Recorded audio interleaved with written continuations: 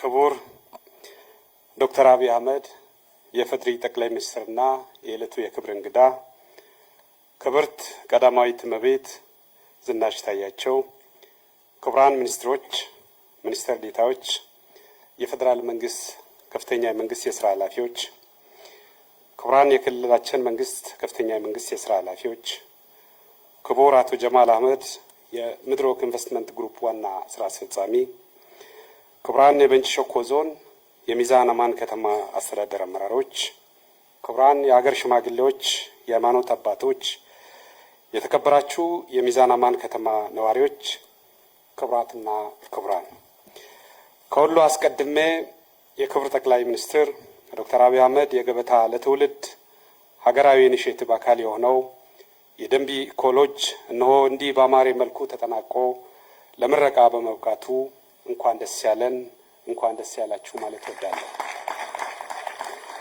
በመደመር እሳቤ የሚመራው የመደመር መንግስታችን ባለፉት ጥቂት ዓመታት ውስጥ የዜጎቹን ማህበራዊና ኢኮኖሚያዊ ተጠቃሚነትን የሚያረጋግጡ ዘርፈ ብዙ የልማት ተግባራትን በማከናወን ሀገራችን ኢትዮጵያ በብዙ መለኪያዎች በዓለም ደረጃ ስሟ በመልካም ገጽታዋ ከፍ ብሎ እንዲጠራ እያደረገ ይገኛል።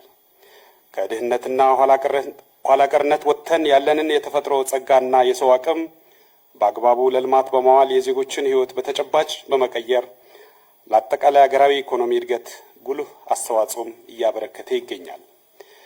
የጠራ የሀሳብ ልዕልና እና ይህንን ሀሳብ በተጨባጭ ወደ ተግባር መቀየር የሚያስችል የአመራር ስርዓት በመዘርጋቱ ሰፊውን ሕዝብ ተጠቃሚ የሚያደርጉ ትላልቅ መሰረተ ልማቶች ተጠናቀው ለአገልግሎት ክፍት እየተደረጉም ይገኛሉ። ከለውጡ በፊት በነበሩ ጊዜያት ከመንግስት የልማት እይታ ተነፍጎ የቆየውና ልማት የናፈቀው ክልላችንም በብልጽግና መሪነት እነዚያን የናፈቅናቸውን ልማቶችን ማጣጣም ጀምሯል። አርቆ በሚያስበውና አልቆ በሚፈጽመው መሪያችን የተደበቁ የተፈጥሮና ማህበራዊ ድልብ ሀብቶችም ወደ አደባባይ የወጡ የኢኮኖሚና የቱሪዝም አቅም እየሆኑ ይገኛሉ። በክልላችንም ያላላና ጨበራ ዝሆንዳና ኢኮሎጂዎች ዛሬ እነሆ ለምረቃ ያበቃነው የደንቢ ኮሌጅ እና የሚዛን አማን አውሮፕላን ማረፊያ የዚሁ ተግባራዊ ምላሽ አብነቶች ናቸው። የደንቢ ኃይል ማመንጫ በሀገራችን ቀደምት ከሚባሉ የኃይል ማመንጫ ጣቢያዎች አንዱ የነበረ ቢሆንም በተለያዩ ምክንያቶች አገልግሎቱ ሲቋረጥ ሐይቁና በአካባቢው የነበሩ መሰረተ ልማቶች እንዲሁ ያለምንም አገልግሎት ሲባክኑ ነበር። ደንቢ ሐይቅና ፏፏቴው እንዲሁም ማራኪው የተፈጥሮ መስህቡ ካጠገባችን ሆኖ እምብዛም ትርጉም አልሰጠነውም ነበር። ነገር ግን በምናብ ከፍታቸው በየአካባቢው አቧራ የለበሱ የህዝብና የሀገር ሀብትን አንጥሮ በማውጣት ለማህበረሰብ ጥቅም በማዋል ጸጋ የተሰጣቸው መሪያችን ክቡር ጠቅላይ ሚኒስትር ዶክተር አብይ አህመድ ዛሬ እንዲህ በአማረ መንገድ የሁላችንም ሀብት መዝናኛ ማዕከልና የአካባቢው ማህበረሰብ የታሪክ አሻራ እንዲያርፍ ስላደረጉ በክልሉ ህዝብና መንግስት ስም የከበረ ምስጋናዬን እንዳቀርብ ይፈቀድልኝ።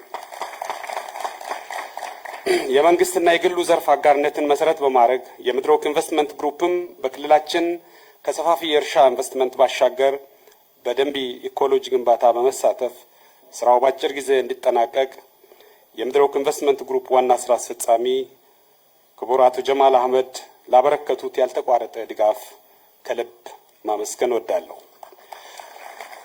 ክቡር ጠቅላይ ሚኒስትር፣ ክብርት ቀዳማዊት እመቤት፣ ሌላው መንግስታችን የትኩረት አቅጣጫ ፍትሐዊነትና አካታችነት ነው። የማህበራዊ ልማትን በማስፋፋት ትኩረት ያልተሰጣቸውን የማህበረሰብ ክፍሎችን ተደራሽ ማድረግም ነው።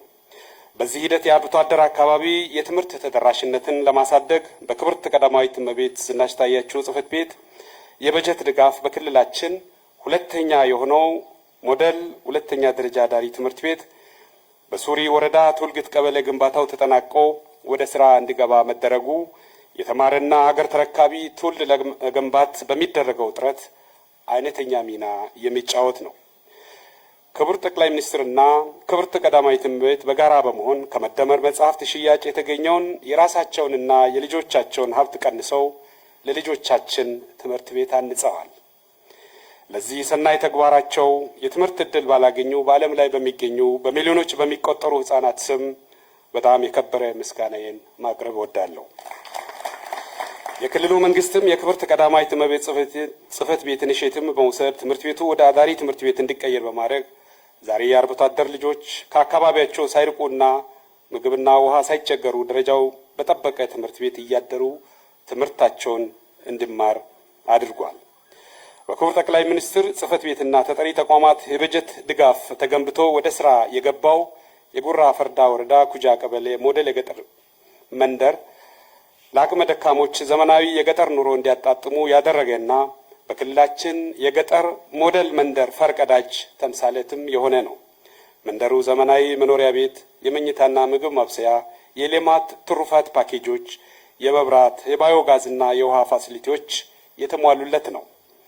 ከዚህም በተጨማሪ የገጠር ሞዴል መንደር ፕሮጀክት አካል የሆነው ቅድመ አንደኛ ደረጃ ትምህርት ቤት እንዲሁም የጽዱ መንደር ፋሲሊቲዎች አብሮ ለአገልግሎት ክፍት ተደርጓል።